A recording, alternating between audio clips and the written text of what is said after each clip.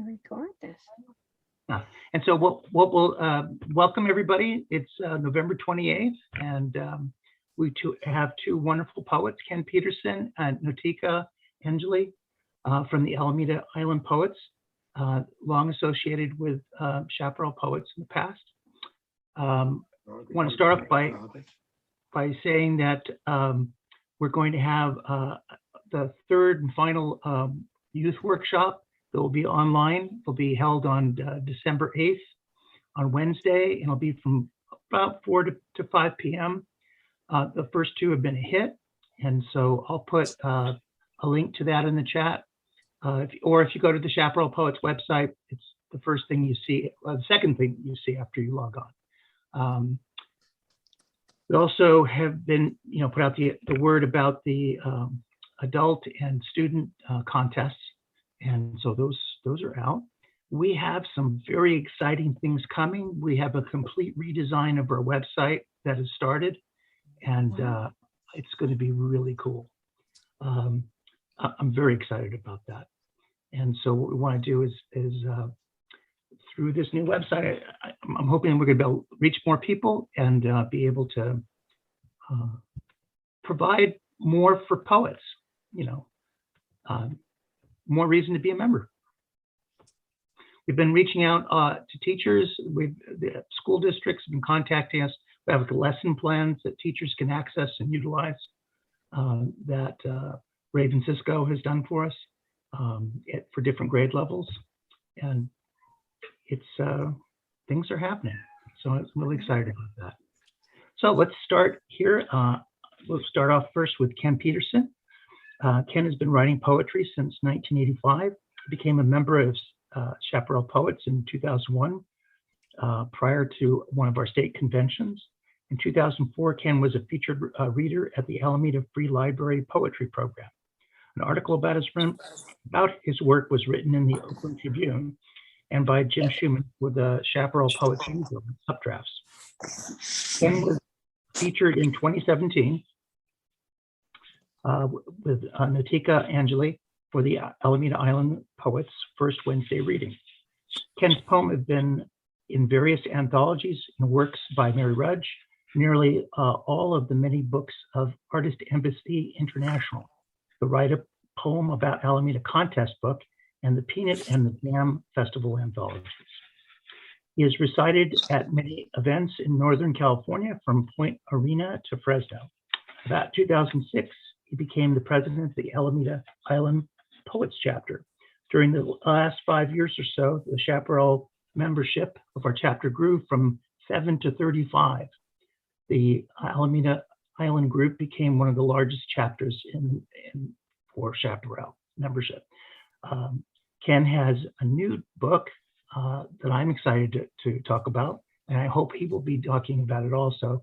It's called Not Your Teacher's Haiku, and explains why nearly everything you know or think you know or ever heard about haiku may be mistaken. That's intriguing. I have a copy of the book, and it's well researched, fun to read, and I heartily recommend it. So, Ken, I turn it over to you, and everybody else, go ahead and mute yourself. And then after, by the way, and sort of the protocol is that people are muted. Take a moment, between your poems, and people can, hit their buttons to show approval. Sometimes people will wiggle their fingers or clap. And then we'll have, everybody will unmute themselves and people can give some verbal feedback. Okay? So thanks very much. So happy to be with the CFCP. We have such wonderful associations and memories of the organization. For me, going back 20 years, a little bit more. Hello, Norma. Nice to see you. Hello, good to see you again. And thank you very much. looking forward to our time together. Well, my first exposure to haiku was from my mother-in-law, who was a wonderful, creative, adventurous person, and that was in 1960. In 1985, I went to the library to search for a poem I'd seen printed in the Chronicle some years before. I didn't find that poem, but I did find a lot of books that had haiku in them. They all seemed serious, authoritative references. But none of the poems looked like what I expected. So I put the books back on the shelf and left. A few months later, I had some more time. I went back, I found those books, I checked them out, and I read them. Most of the things that in the book, the poems examples, were unlike what I had expected. One author, Miyamori Asataro, in his book, Haiku Poems, Ancient and Modern, said that the essential elements of haiku were 17 syllables and a season reference. He went on to supply something like 400 examples of haiku, and practically none of those conformed to the rules that he had set out. I thought, what on earth is happening? And so I spent the last few decades trying to figure that out. After 25 years, I think I understood.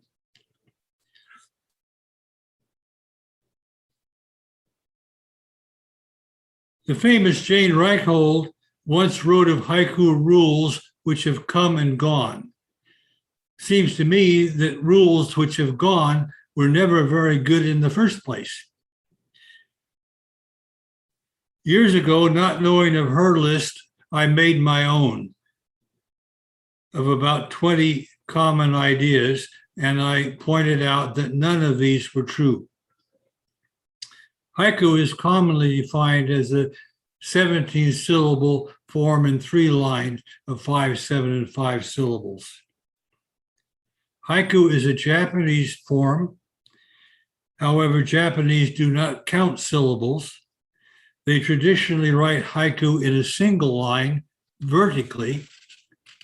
What the English call lines are phrases. Whatever the Japanese do count may not be 3 or 17. Syllables are rare in Japanese. Unlike English and many other languages, Japanese is not based on syllables. The basic sound unit is the mora. It is shorter and less complex than the syllable. Mora are not just syllables by another name. They are very different. Mora do exist in English. English syllables typically consist of 1, 2, or 3 or more mora, which explains why English 17-syllable haiku are very long compared to Japanese haiku. Here is an example of the rigid 3-line 17-syllable form.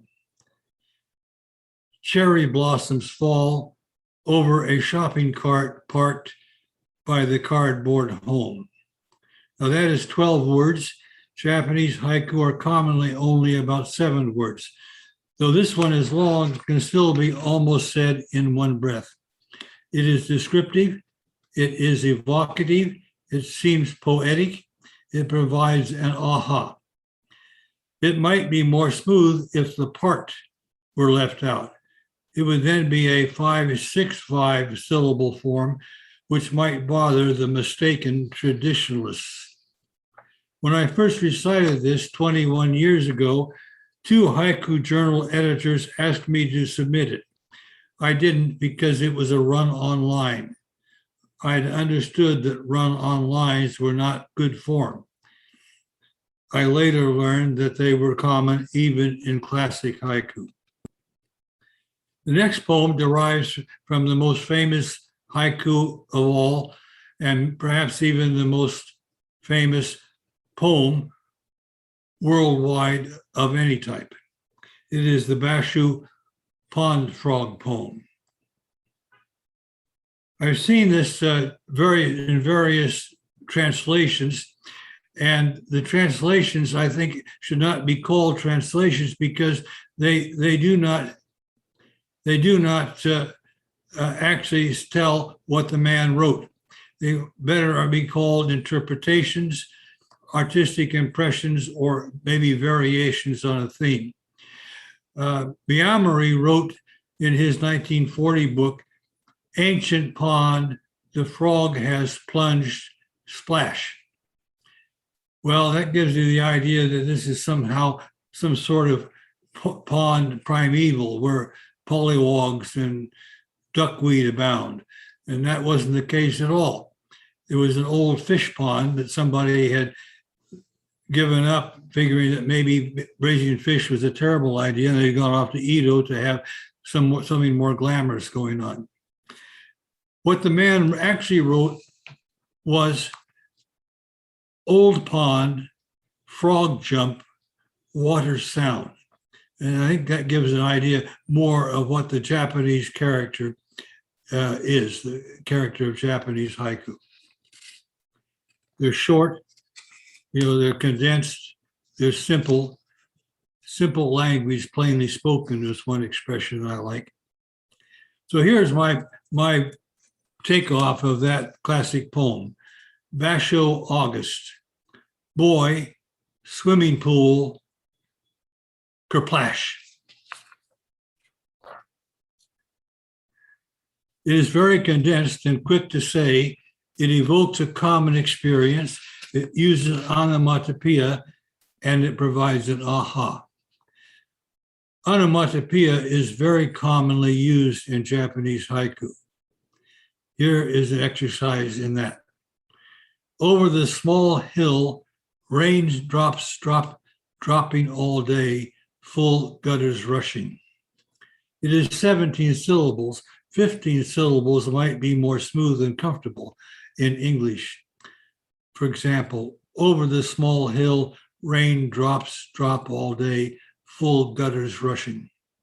It might be written in as few as 7 words in 2 phrases. Raindrops drop all day, gutters rush. The all day acts as a pivot word in which the word at the end of one phrase serves at the starting word of the following phrase. Raindrops drop all day, gutters rush. And it also could be 5 words with 6 syllables and still be poetic. Raindrops drop, gutters rush. The next is taken from the American Anthology of Haiku, and 2 poets, George Sweet and Bob Boldman, who wrote the same theme in different editions. Boldman's version is short and compressed, perhaps more in the Japanese ideal of compression in the extreme. He reduces the first phrase to a single word. I prefer my version as being more poetic, smooth, and comfortably spoken in English. The question of writing a new poem based on the same theme as earlier poems by others was a concern. However, the anthology editor wrote, if a haiku is a good one, it doesn't matter if the subject has been used before. My version is in the mist, panties on a line. It is compact and quick, but with an easy flow and rhythmicity. It can even be stated in one breath. This poem provides the desired aha. It might be in the mist on a line, panties, but that is not as smooth and flowing. It can be compressed into extreme mist, clothesline, panties, but that's an example of something that has no poetic characteristic at all. The following is a Japanese long poem form, a naga uta. I had been looking through histories of Japanese verse, and I tried this. I thought it would be familiar to the haiku and tanka poets, but no one understood what I was doing. I wondered what was wrong. It seems to have been obsolete for 1,300 years. Chance. The job was finished. Now for a special time, walking and talking in the way people do together in love. Taking all that is offered in the space and time From her regular schedule, I know just where she is. Again, I am so lucky parking is in front. At the entrance desk, they say she has not come for some time. Here's a short one that's based upon real life. Oh, so cold this morning. The old house is very still. Thump, the cat. This can be made into a 575 with thump, it is the cat, or a 572 version with thump cat. But neither of those are satisfactory as the first. A more Japanese style might be cold morning, old house still, cat thump. The next three poems are a haiku sequence. Masao Kashiki, the last of the four great haiku poets, described a haiku sequence as a series of haiku with a common theme or link. I have seen modern poets recite series of haiku, calling them haiku sequence, but when they have no connecting link or theme, they do not fit the definition. Portraits. Empress portrait, frozen ritual, chattel enthrall. King in chain mail, covering cramped pose, torture memorialized. Counselor pompous, weighty clothes impressive, terrible hygiene. Here's a short one that can be made into tanka. The old house sits there, dandelions and milkweed feed the butterflies. It can be made into a tanka by adding a strange old man lives there still, entertaining the neighbors. For a number of years, the end of May were kind of gloomy and overcast and kind of drippy weather leading up into Memorial Day. One year I grew European corn poppies, and every day as I left, I saw these poppies blooming. And when I came home, I saw these poppies in bloom. Remind me of that famous First World War poem about Flanders fields. By the time Memorial Day, I was feeling kind of morose. Poppies brightly blow, dead branches scrape the old house in the chill west wind. It is Memorial Day. The old man burns his breakfast. I added two more stanzas to convert this into a Naga Uta. And this whole poem then goes this way. Poppies brightly blow, dead branches scrape the old house in the chill west wind. In their native land, poppies grow in sacred ground, where millions of young men came and fell and stay. It is Memorial Day. The old man burns his breakfast. For many years, we had a man appearing in the local readings, and he would introduce himself as the haiku master of Berkeley. And one day I followed him. I got up and said, I am the Senru apprentice of Alameda. Now, Senrus are light or humorous versions of haiku. They are haiku. And they became called Senru after a poet who wrote a light verse, a light haiku. And so those light haiku have ever since been called Senru. Here's one. Signal right, went left, across 3 lanes on yellow. It was Saturday. And here's a very short version. Old enemy wants talk. Ah. It's only 5 words, but it is descriptive, evocative, and it has an aha. Here is a haiku of 17 syllables in only 3 words. Acupuncturing, anesthesiology, non-soporific. It is still rhythmic, poetic, and it has an aha. How are we doing for time? Oop, I can't hear you. Sorry, I had to unmute myself. Yeah, another 5 minutes. And, I hope you have a poem or two that you can share of your own too. Yeah, here are some, I have some poems, English poems. I won 3 prizes over the years. And of the 3, only one was actually poetry. The other 2, I realize, are prose. And I'm puzzled and pondering how it is that my prose managed to win prizes in poetry contests. And so I'm still thinking about that. Here is my prize-winning poem. Jumping Jehoshaphat, it's good. The folk together all playing, the sounds and rhythms saying, here's mind and soul and spirit food. Creating joy as well they should, humanity's sound conveying, jumping Jehoshaphat, it's good. The folk together all playing. How right for any picnic mood, warmth together there embaying. No heavy cares now are weighing, in this our family treasure wood. Jumping Jehoshaphat, it's good, the folk together all playing. That's a rondo form.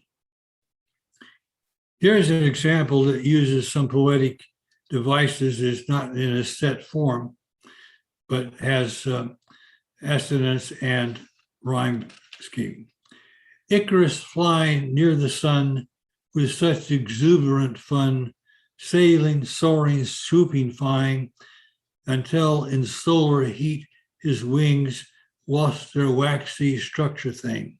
Down he plunged, tattered wings slow his fall from ancient Greece, whence he soared to Bruegel's sea splash pour. Ending.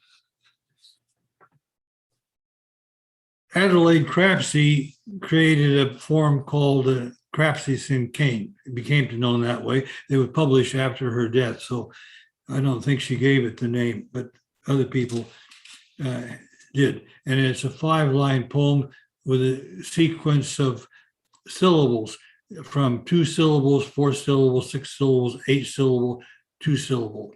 And that's the pattern, the line pattern. Well, one day I confused the rule of syllables for being that of measures or beats. And I was using iambic beats. And so my poem came out twice as long as the standard Crapsey Cinquain. So this is my double Crapsey. As far as I know, I invented it.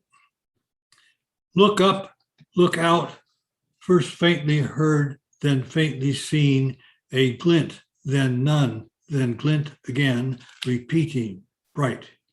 Now growing, swiveling, shining, working, shuddering sound coming on, the steam machine. Sam Keen daylight. Here's a regular Crapsey Cinquain. All night the petals close up on those inner works wherein are made the scents which greet the dawn. And for those who have the need, here is the limerick. There was a young man of Khartoum who carried strange stuff to his room. He sweat all the night in a terrible fright for fear that his room would go boom.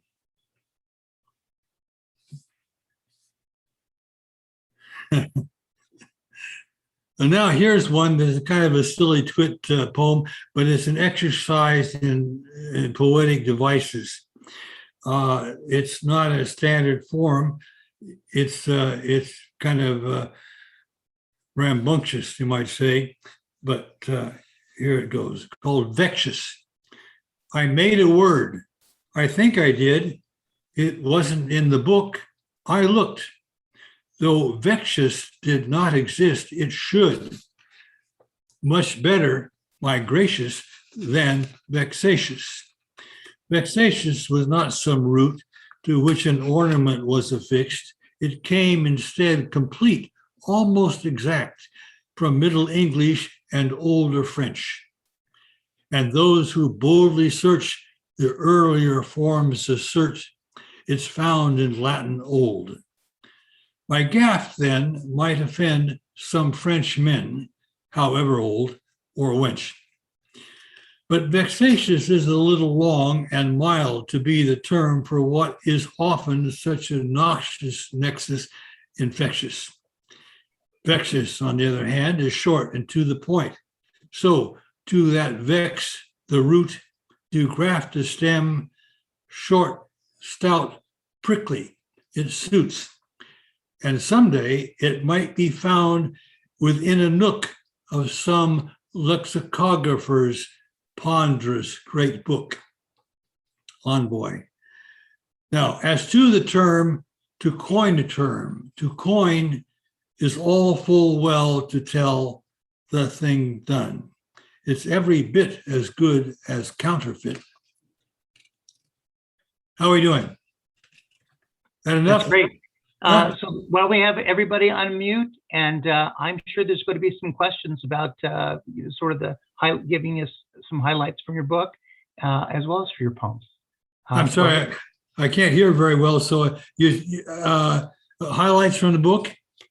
No, I was thanking you for the highlights from the book, and I asked people to unmute themselves, and then if they want to comment or ask a question. I love that. I did think that I should have included an idea that I had for guide for how we might write English haiku, sort of following a model or an inspiration of the Japanese. And here's what I came up with: brief, very concise, rhythmical, smooth sounding, evocative, unusual concept or insight, poetic.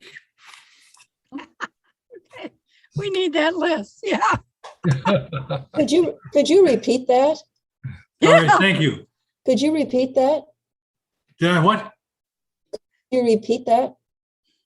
Can I repeat it? Yeah. Oh, sure. Patricia, how nice to see you. Thank you. Brief, very concise, rhythmical, smooth sounding, evocative, unusual concept or insight, poetic. You know, it occurs to me that listening to you and your poetry, I have heard that you're not supposed to rhyme anything in a haiku, but you throw rhyme in there, and it makes it exactly like what you're talking about. It makes it rhythmic. It makes it, it evokes something. It brings about it's just really well done. I enjoyed that. Thank you. Oh, thank you very much. About the rhyme, the reason that Japanese haiku do not rhyme in the way that English or French rhyme is that they have all what we call short sound syllables. And so they have a lot of repeating vowel sound, short sound vowels. They have repeating vowel sounds, but they don't sound like rhymes. Yeah. Yeah. And so it's a function of the language. And I think when you go to another language, you don't necessarily have to try to write in Japanese. You know, we're not writing in Japanese, we're writing in English. You know, we can't write Japanese haiku in English. And to capture the peculiarities or the characteristics of the Japanese language in a different language, I think is an impossible task and probably doesn't work too well. No, I think what you've done is just set it apart as something different coming from, which makes sense to me. Yeah. Thank you very much. I'd like to suggest that Ken put up his email so he can take your idea, you know, that you can talk to him because his book is so comprehensive. just what you've already heard is more than you would get in 5 classes in haiku. So I'm thinking that the overview, yeah, so great that if you can have one and use it as a reference book, it's really remarkable. Ken, I can't tell you how comprehensive I think that is. It's just thank you so much for the information. Yeah. Thank you. As I go along, I realize things I left out, but anyway, it's a start. Yeah, I put Ken's email in the chat, ken@wewake, WEWAKE.net. So my hearing isn't that good, Norma. So it's ken@wewake, WEWAKE.net. That's Right. my email address. I'll try to improve on that, but that. yeah, that it's in will the work. chat. I have that written in the chat. Anybody else would like to ask a question or comment? I loved your poems. Oh, thank you very much. I do too.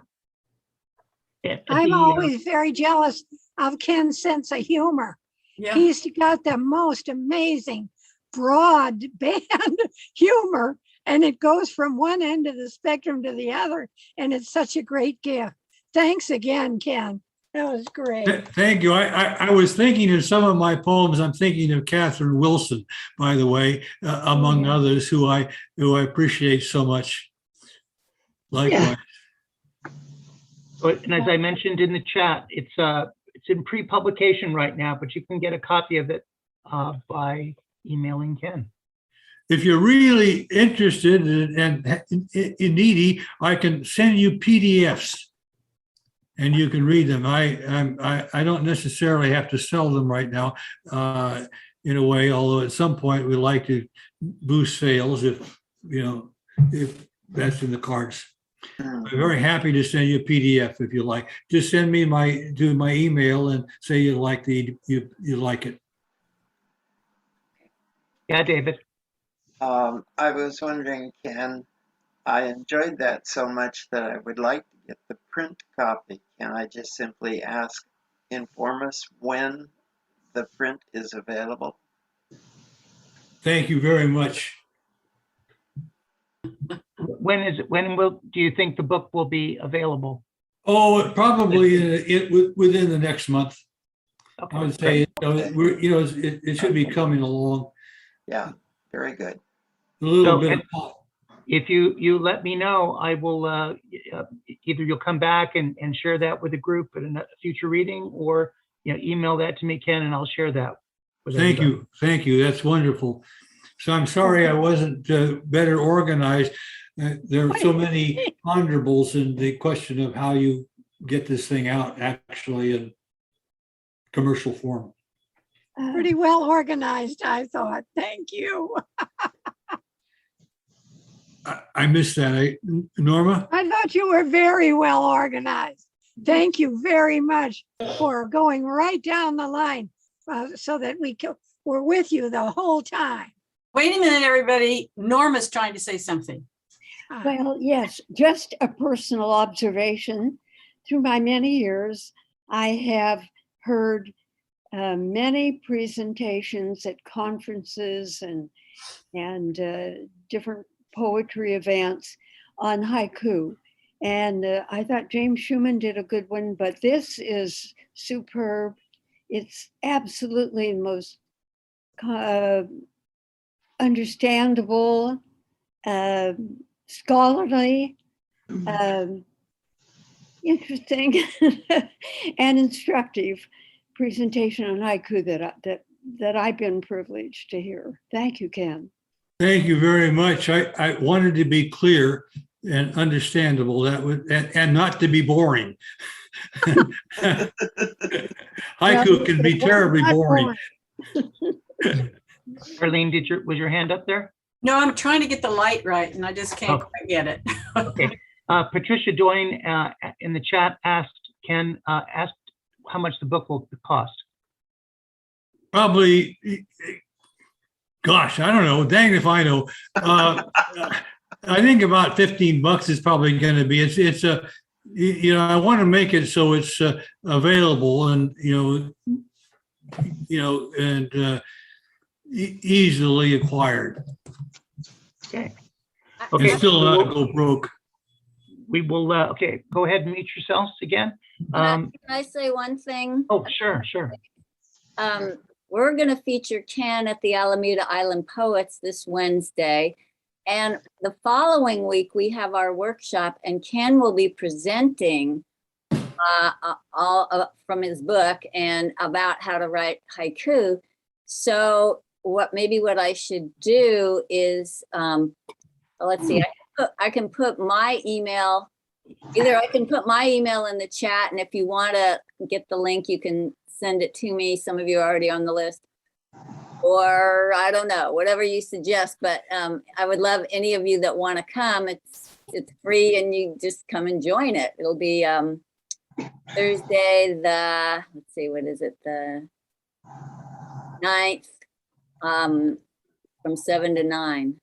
So, Yeah, put your email in the chat there. alrighty. Okay, so second up here, we have Nautica Angilly. Nautica is an author and editor of poetry anthologies about the powers of arts in the world and books about poetry and dance as a unified art form. She's a co-founder and artistic director of the annual dance poetry festivals, now celebrating 28 years of poetry productions. She recently produced over 10 hours of premiere digital shorts of poetry and poetry in collaboration with dance and other arts for the viewing of international poets, interviews, and moving poetry at www.dancingpoetry.com and on YouTube. Nautica holds the title of World Muse from the First World Congress of Poets and Cultures held in Beijing in 2005. She holds a laureate crown from United Poets Laureate International, a Publication of the Year award from the American Association of University Women, Excellence in Teaching award from the World Zen Society, a Haas Award, and a Peace Through Arts Award from Artists Embassy International. Nautica and Richard and their Poetic Dance Theater Company have recently been awarded by the state of California for their service to the arts. So there's a number of publications that she has. You can, for the complete list, I have that in the emails that I sent out, alerting people. I will also be uploading into the chat a page that has several of her book titles that are on Amazon and with links, so you can download that and click on them and access them to your heart's content. Nautica, thank you. Well, thank you very much. Wow. This is a book that I'm going to be reading from. This is called Muse. And I'm just going to start right in because this book is Muse, Poetry and Paintings by Nautica Angilly. And I was going to try, but I'm not very up on the technology, but it's full of paintings.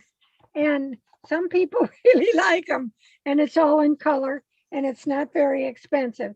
So I'm going to start right in because I want to try to share my poetry with you in a broader sense than I've done in the past. So the first one, here it is, 64. Okay, here we go. The book is called Muse. So we start with the eloquence of the muses. This first poem is a tribute to Namazni. Namazni is the muse of memory, sometimes called memory herself. The eloquence factor of visual rhythm rises to the reed. The spoken words of language moving extends expressive reach. Every word moves toward peace and furthers compassion and lifted the human of human. Words with missions weigh the balance, expand to better understand. Memory is called to speak. Wise words recall. Right now, we only have one earth. Living here, We are not alone, turning world circles. The wisdom of living is told and retold. Poetry sows, weaves, and has been known to clear and to refresh the air. The need to breathe and heed is urgent. Understanding and care make loving atmosphere present. Rising eloquence calls, calling on inspiration for all. Our modern messengers amplify the song, invite, include, care, sustain, and expand. Show love for each other and sing and dance. We sing, we resonate, we dance together. Inspiration stirs us, moves, and is moving. Poetry dances, the dances of peace. We see and hear the ring. The song of the heart resounds. The clarion calls to all. This one is called Theater in the Real. We are shown to the altars of significant events, arts in the making and in transformation. The never the same is our art vision quest, a thinking, speaking, and knowing magnitude, inhales, exhales, and the cosmos is moved. Our statements and assertions make declarations. The spirit moves the dancing existence. Dynamism exists in every choice. Intention and passion measure and temper. Natural gifts inflect, detect, direct, and curve the dancing universe. Moving toward the center and out toward the edge. Change the prevail. Share your new depths. Atmospheres of awareness gives the scene some new stretch. Your lightness for laughter emerges. Greater understanding brings broadened compassion. The art of transformation marks the moment of change. Our verses grace, show, and stir. The poet moves the view. Consciousness continues to be moved. Our theater of the then and the now and forever are joined together. Each language, each diversity shares the mystery.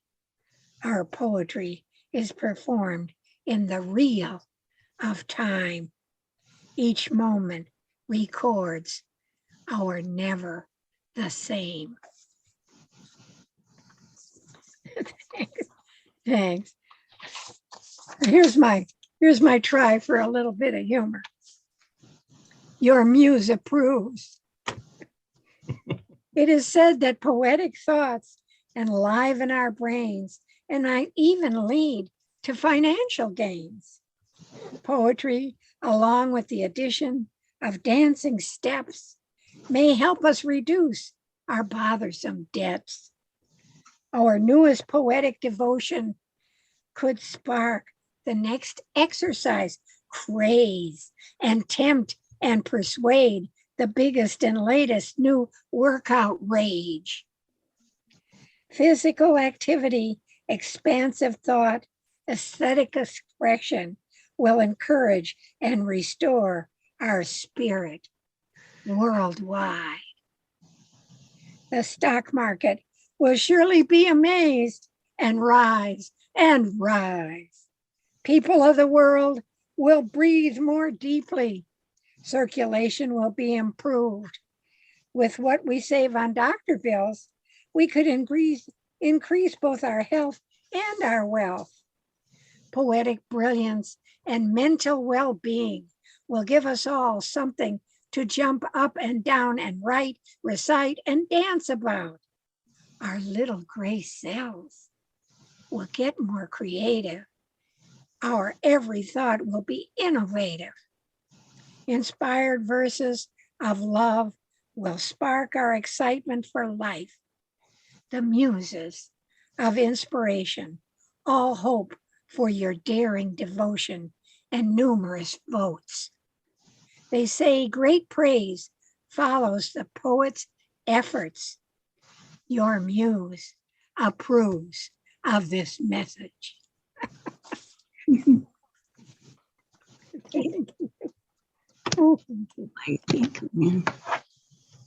This is another one. I just did a kind of an overall view of dancing poetry. Oh, good. There's Claire. Hi, Claire. Claire and I did a call and response poetry event, and it worked out very well some time ago. And what we find out is that sometimes we actually can know or try to write something that's danceable or seemingly more danceable than others. There's many collections of poems that are considered musical or lyrical or more danceable than others. This one became dance, and I have a few that have transformed themselves into dance. So I'd like to share this one with you. 1001 Amazements. Inspired by the poet and storyteller Scheherazade.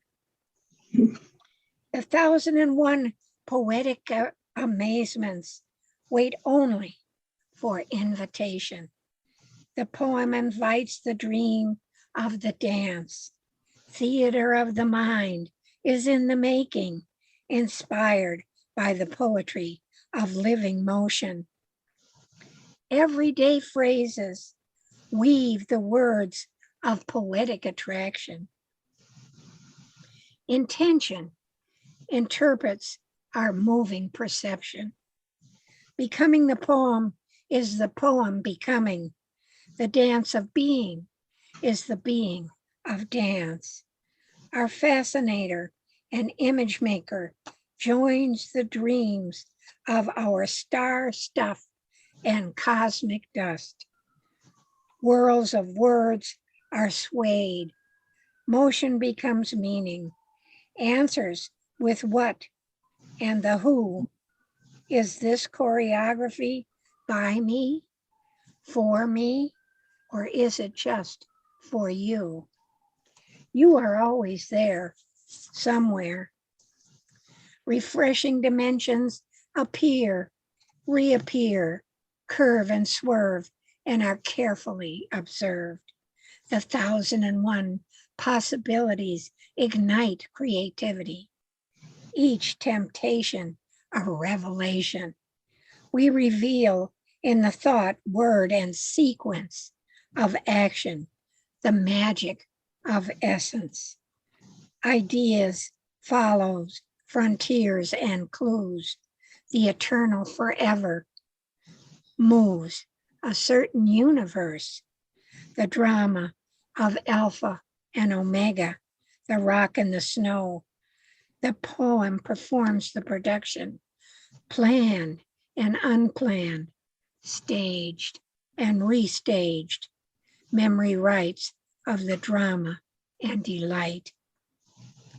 Enchantments, with a nod to Scheherazade as poetry dances for the waiting world. 1001 amazements unfold. Thanks. One more that's a little over the top. Thank you for hanging on. The internal weaves are, some of them are put there so that you can try to visualize motion. I'm hoping that's happening. You never know. This is called Labyrinth and Our Artscape. Our magnetic attraction compels us to reach for the stars, tracing the labyrinth that bears description. The map of this journey, the track from without to within and back again, moves in artful symbols, answers our longing in the language of spirals and circles. The labyrinth maps a path to measure our dance in eternal time, created to pace, trace, and grow closer to understand our place and plan in the grand design. The turning dance of existence progresses the steps, relies and replies to the heavens in artful gifts. Intuition, creativity, imagery, complexity, thought, canvas, paper, earth, words, clay, wood, sand, materials from the museums of the mind. Minds the choices, shapes, and enchants. Unlike the puzzlements of the maze, the labyrinth moves us in measures to center and back. The method of one foot, then the other, balance and rebalance, the constant of change. This labyrinth invention, born in ancient Crete, offers inspiration and transformation. The practice of the art of walking consciousness. It is said to affect love, knowledge, health, and emotion. Historical presence still exists, placed as hallowed in Grace Cathedral in Chartres. In this house of the mythic Minotaur, the famed yarn of Ariadne threads the ways of discovery. We seek the self-sacrifice and the sacred self, and choose to walk the wise design. The artscape of our deeper nature is guided through grooves, footpaths, and indentations. We trek to the center and back, balance, rebalance, reveal, and reflect. Compelled to move through the labyrinth landscape, we mirror our intimate and unique starscape. Finally, you get a shorty. Here it comes. The nature of inspiration. The nature of inspiration. Inspiration flows from where of everywhere. Moving words emerge, the words and motion converge. The spirit of the dancing poem rises from the page. The passions heat the stage. The breath is held in poetic suspense. Welcome and surprise. My poet has arrived. Oh, thank you. I would like to take one little second to have you remember that since we never know what really poems have a burning desire to become staged and danced and maybe even encourage propery and new artistries and music to go with it also. You never know the expanse that all poetry sometimes tells you, even in the middle of the night. I might want to dance, I might want to dance. So don't forget to look it up. We're going to try it again. Last year you have a grand prize winner. Here you have several who have won grand prizes and seen their poetry dance. And I think they liked it because they return. And it's just wonderful to see them because some of the amazing events have come from it. This is my finale. The big stage. The big stage is set, curtain ready to open. Stage design created, lighting on go. Content and context may change the steps, phrases, words, as well as the script. The as you wish ad lib is not invited, but always expected. Thought and perception are still shading. Fantasy and reality are cordial to each other, trying to maintain some mutual respect. All are ready to receive, calculate, and assimilate. And awareness blossoms in this opportunity to make impossibility transcend to the realms of possibility, or at least at a maybe. Some have arrived seeking the prize, the great reward of the peak experience, the aha moment. Words move in the light fantastic, weave and image, express and impress. The universe smiles and expands the house, opens the doors to our theater of the timely and timeless, the dance of thriving, striving, surviving, seeing and believing. The cosmos calls to broaden the landscape. We assemble for the artistry of being. Excellent. Thank you. so Thank much. you so much for being here with Ken and I together today, and Oh. all of you from Chaparral. Bravo. So great to see you. Thank you. Thank you for coming, and thank you for your wonderful poems and your delightful energy. So people, unmute yourself and give us some love here. Oh, thank you. Oh, I hope you enjoyed it.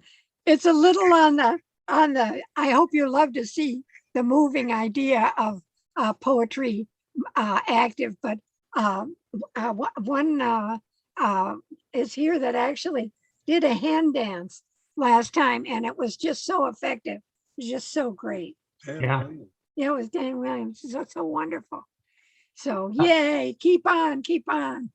And you know, in our event, because some poems, we can't dance everything because we don't have time. We need 2 or 3 more lifetimes. So we actually, what we can't quite dance goes into 1st, 2nd, and 3rd prizes. So come on down and join the party. It's always open. Oh, and I did want to tell you, you can see the comprehensive. You can even see Claire's. You can see Mary Rudge's. You can see Kathy Dana's on YouTube now. We have the most comprehensive. Just look up dancingpoetry.com and it'll tell you where to go. You can see a whole spectrum of what it could look like.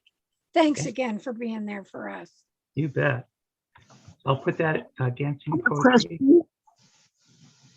Question Yeah, for Nautica. yeah, go ahead. Okay. Didn't know if you were out there. Yeah, I was wondering when you said there were pictures throughout the book, the Muse book, yeah, are those your paintings, Nautica? they're all my paintings. Thank And you. they're also props that became, my tambourines are in here too. In order to have a dance company, you have to find ways to sell something. So I'm a tambourine seller and I hand paint them. So there's a lot of pictures in here of my hand painted tambourines, but I would Lovely. like to show you, I do a lot of painting, and here's one of them. This is one of the, I meant to show you. They're very colorful. They're very different. Some of them are unexpected. I don't know if you can see it, but I'll give you my one that people seem to like the best. Oh, here's one that I like. This is a Muse painting. Some of them are paintings of the Muses. I don't know if you can see it. Can you Not see it? that way. No. Move Back it back up a little. Move Back it back up a little. Oh, that's all right. They're all color. And Nope, Yeah, back move, up. That's too No. close. too close. Too close? Too close. Move back. There we go. Perfect. There you go. It's very odd. They're very odd. But I also have masks in here and tambourines. I hope you can take a look at, oh, here's one of my masks. This is a Muse mask of Cleo herself. One of the Muses is the proclaimer of the artist's fame. And this is her made on a mask. Oh, If you to see it. Wow. Hmm. So there's a lot of artwork in there and some photographs too.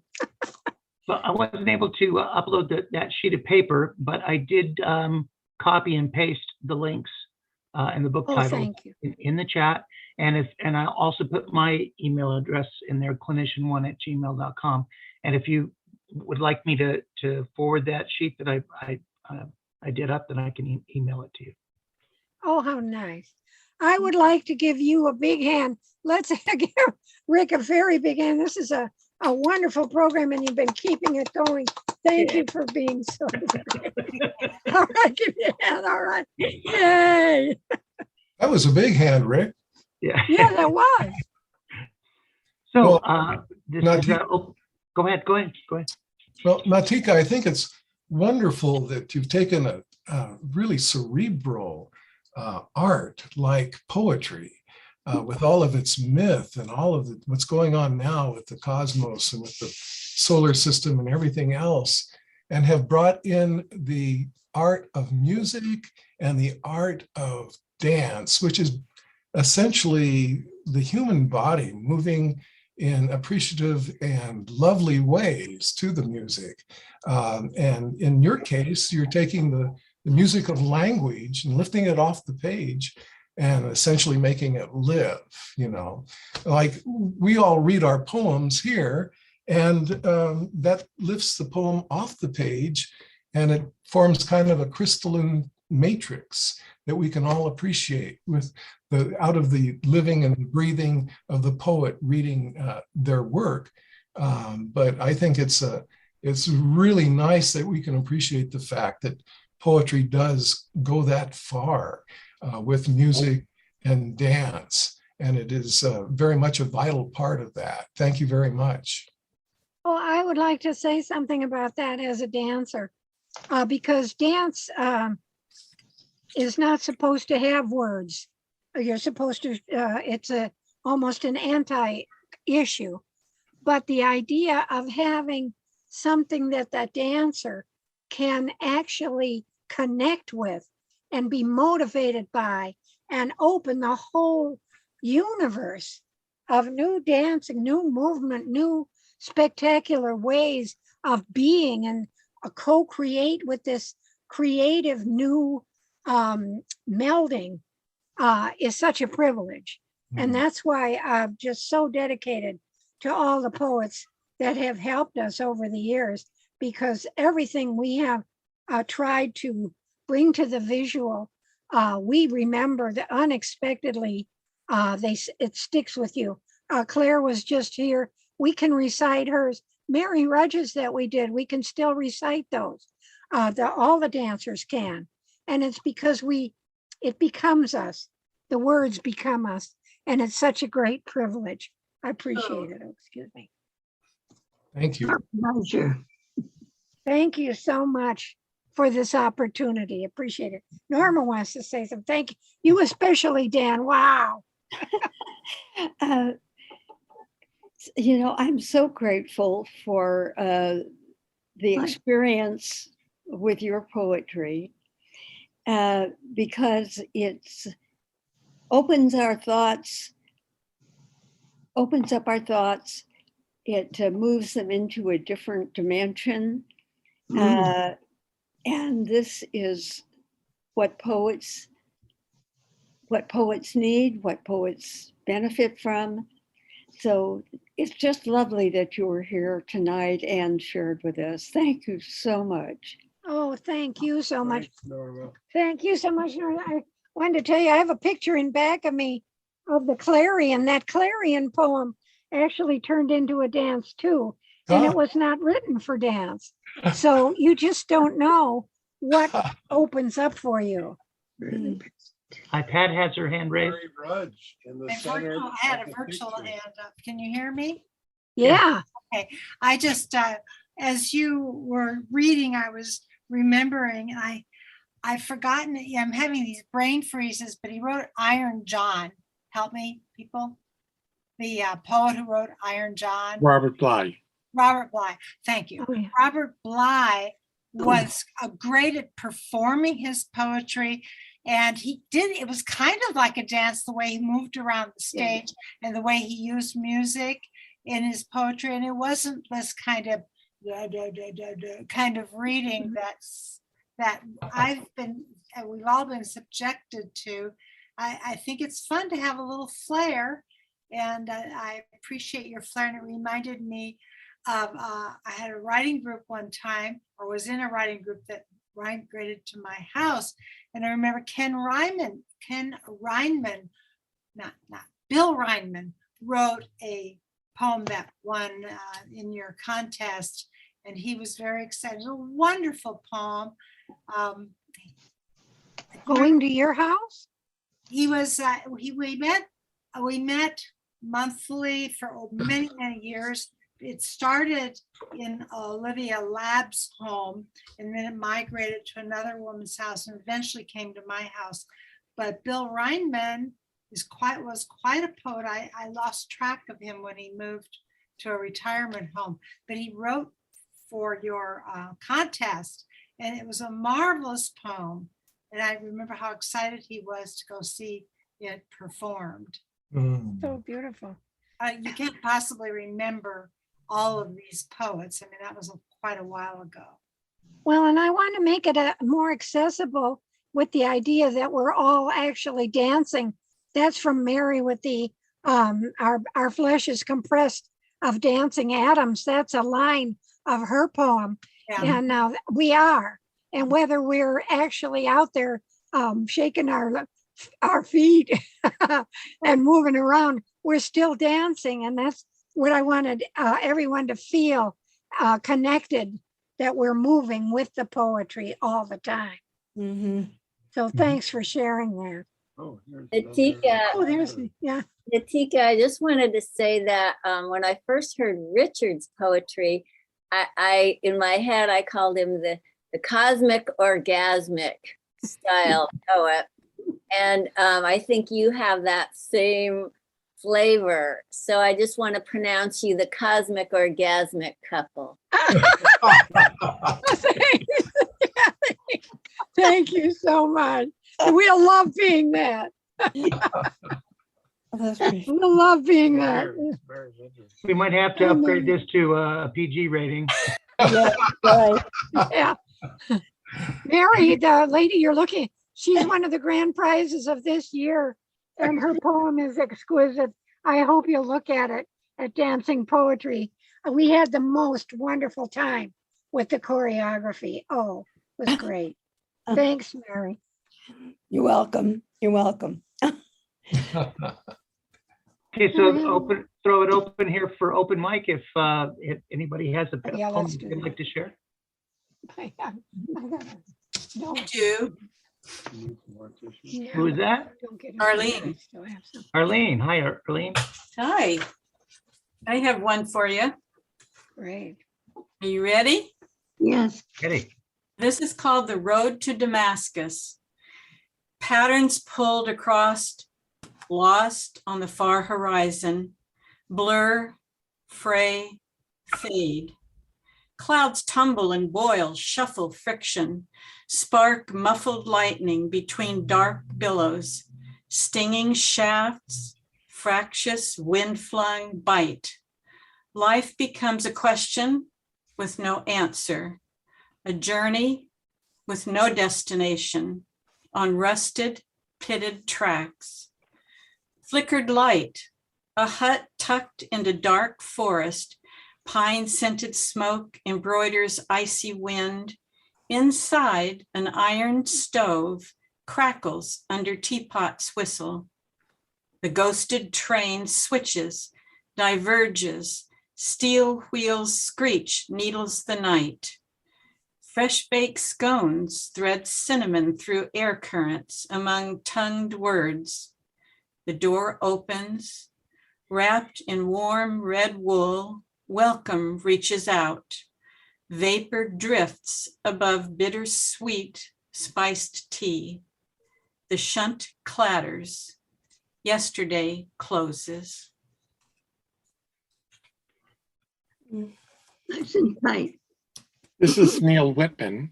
If I could read a haiku in honor of Ken, I'm holding visual aids. The ETON Green Tea Company sponsors an annual haiku contest, and winning haiku appear on their bottles of green tea, of iced tea. Oh, nice. So these happen to be two of them. I more appreciate the Tiffany sterling silver pen that comes along with these prizes. So in the spirit of only one poem, I'll just read one haiku. Ken didn't mention, but a haiku tradition is to recite the haiku twice, because the first time, since it is concise, it passes by you and then you need it a second time. So on this bottle of iced tea, the haiku with my name at the bottom of the bottle is cool. On a blistering day, her silver flute. Cool. On a blistering day, her silver flute.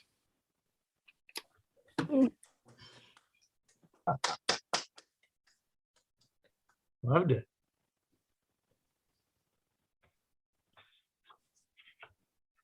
Anyone else?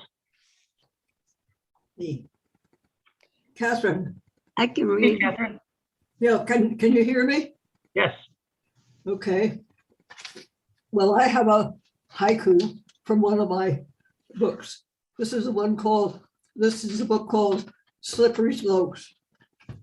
This is entitled First Snow. The year's first snow fall. Dead garden undercover. All the weeds and thorns. Please repeat. I got a couple more from my other book, Happy Talk, which is a little more cheerful. This one is called Needles of Sunlight.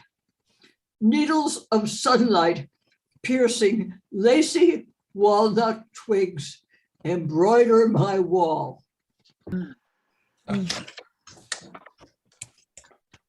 Pat, is your hand up because you have a poem too? Yeah, I have one. It's really short. Okay, great. I wrote it. It's up there. I've been writing a bunch of them today, but they're in the other room. But this one happens to be here. I was trying to follow Jim's directions. You know, Jim Schumann. Thank you, James Schumann. So, Phalaenopsis, gifted with 3 dropped blossoms, rebloomed in sunroom. I'm going to read it a second time. Phalaenopsis, gifted with 3 dropped blossoms, rebloomed in sunroom.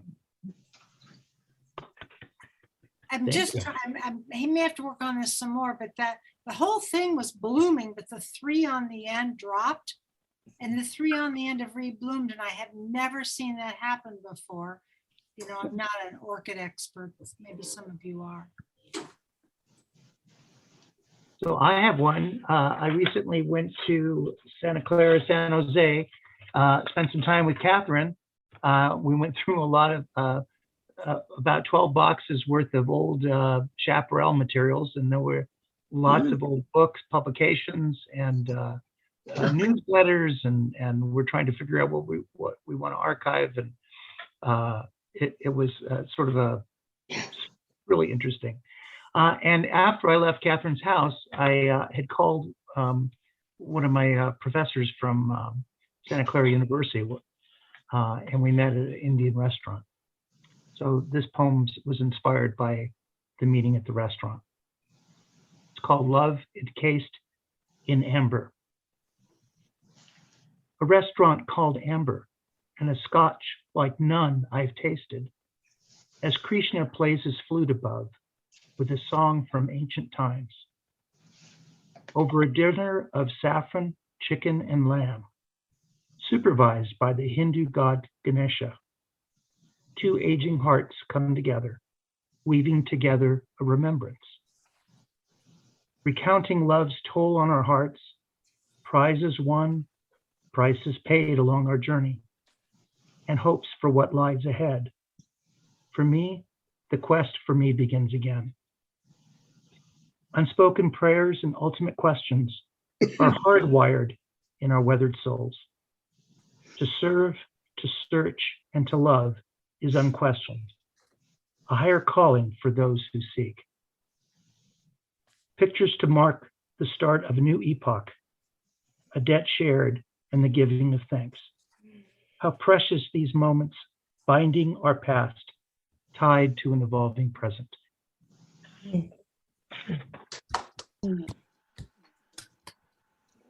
I have one to read. Okay, great. Okay, Go Claire for it, here. Claire. It's called Yes. Yes to you and me together and separately. Yes to that feather floating on the ocean. Yes to devotion and the art of compromise. Yes to skies, red carts and red carpets. Yes to pets, to genteel words, please and thank you. Howdy flowers, towers of cumulus white clouds, keys and donkeys, not called asses. Yes, classes. Praise for pyramids, not schemes. Hello, helpful math and healthy dreams. Ho, ho, tiny houses and grouses in tall grasses. Homage to oats, upbeat notes, and sailboats on a sunset bay. Hallelujah balloons floating longer than expected. CC to a colloquial heck and nope. A cheer, my friend, for peace, and double cheers for hope. Yeah, Yes. I like that one. Wonderful. Thank you. I have a poem too. Okay. This poem really, I wasn't going to do this, but after Nautica's poetry, it's kind of a thank you for her for inviting me tonight. And it takes place in Bulgaria, folk dancing. Anyway, it's called, can you hear me? Yes. I know that's a weird thing. You don't think you're being heard. Put the green in your hair. Challenge Farm, Bulgaria. After a summer rain, we ride on roads that belly dance on terraced mountains. Blue spruce needles surrender droplets. Mists float toward us like friendly ghosts. The air is pure. We stop. From the crest of the hill, 4 musicians appear dressed in black, white, and red, offer a leaf, bread, a bucket of wine to share. Put the green in your hair, taste the sweet blood of the grape. We enjoy this welcome, sip wine, and hear from the hill's bottom the pleading pipes of an ancient Bulgarian instrument, the gaida. The sound can cross mountains. As we descend, the music grows. The sun refuses to set until they finish a song. Costume dancers twirl arms in wing-like moves, stamp feet in rapid, twisting steps that lift from the earth. Billowing white shirts and blouses tucked in multicolored, sequins-dotted belts, leather boots that float lightly like falling autumn leaves. They invite us to join a circle, a chorale. Our feet ride the night air. We become singers, dancers. We learn how to step to the fast beat of the Richanisa, intricate turns and stomps that breathe to Balkan melodies. In that deep valley, all of us, Germans, Americans, English, Bulgarians, hold hands across worlds, intertwined in a cosmic dance. Thank you, Mary. I would like to give Mary a great tribute. She was a grand prize winner. She's from the Bronx in New York. Places. And her Dance of Atoms can be seen on YouTube. Go to dancingpoetry.com Thank you. and you can view it. And I also have a special poem for Claire Baker. Can I read it? Sure. This is a poem we did for Claire's 94th birthday in October. And she's still doing creative, wonderful poetry, organic music. I follow a tiny tiger-striped spider across the turned up tangle of tumbled leaves until I lose it in the bird calls, the chasing of wings, the flooded creek, the trees, steady, constant, droning, just part of the resounding scene, flickering here and there, back and forth in comings and goings, old lives, new decays, amplified as time. It makes us shout, not to be heard, not to be recorded, but a felt in this part, in this fabric, this texture, this intricacy, this, all this organic music. Thank you, Chaparral. Thank you, Richard. Thank you. Can I do one, Rick? Really great. Yes, yes. Thank you, Richard. You know, all this talk of muses, you know, as poets, we have a close connection to our muses, and we take great pride in that. And they make us work quite a bit. So once in a while, it's good to kick back and have some fun with your muses. This is Muses Having Fun. At 1 a.m., I was just composing what I thought was a poem when doors slammed out in the street. Then came loud knocking at my door. My first thought was Edgar Allan Poe. A glance out the window assured me that he wouldn't be driving a classic lemon yellow Jaguar XKE.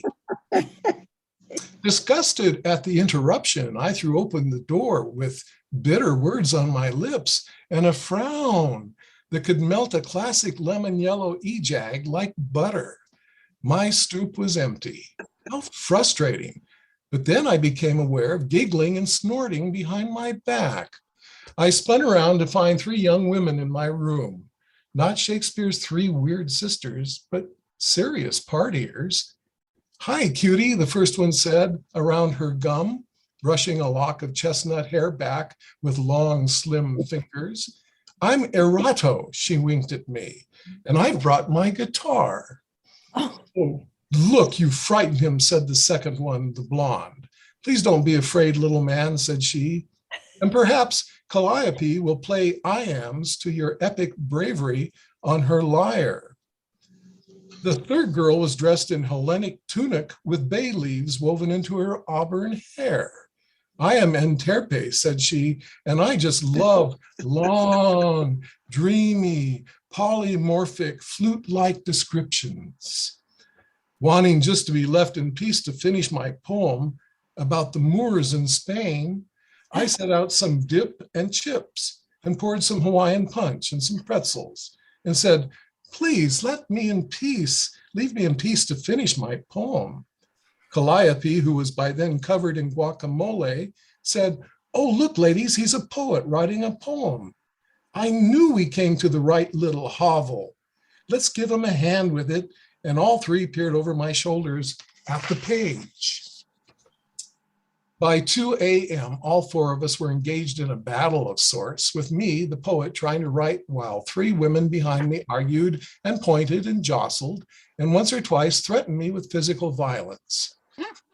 Oh, no, for pity's sake, you can't use that image. Look at your lines, they're much too long. Concision, please. Are you sure that's the word you want to use? And what about those run-on lines? And shouldn't you try a little chiming?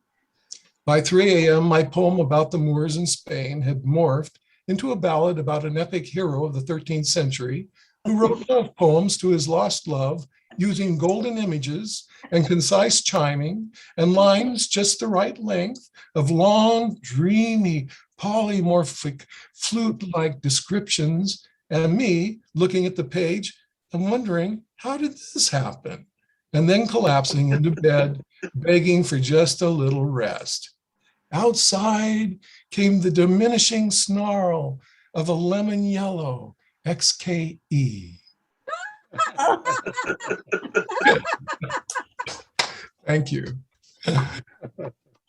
Thank you, Dan. Thanks, That's great. Dan. Dan is our featured poet on the membership profile.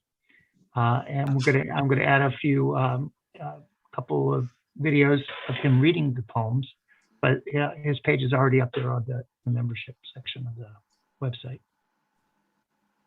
Well, thank you, Rick, and thank you, Angilly, and thank you all the poets, and Nautica and Richard, everybody. Thank you. Thank you for being poets. It's a quite a necessary task in the world. And we have all been selected by one muse or another, and that's a wonderful thing. I think my muses are having more fun than I am, though. Anyone else? Okay, thank you very much. This was exceptional. We'll have this up on the website in the next week or two. I had one. Sorry, I didn't know I was on Oh, mute. sure, Kathy, go for it. All right, sorry. So in honor of Ken, I'm going to read a haiku, but I'm gonna read it the way I wrote it, and then I'm going to read it, making it more concise. I think I can do that. All right. Once green, glossy leaf dries, fades, crinkles.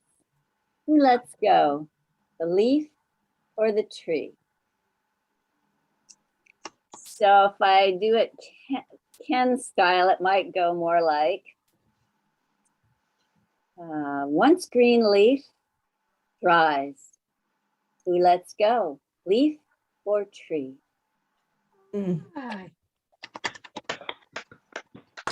Thank you. Okay, everybody. Thank you so much. We'll see you next month. Thank Thank you. you. Thank you. Thank you. Bye-bye. Bye-bye.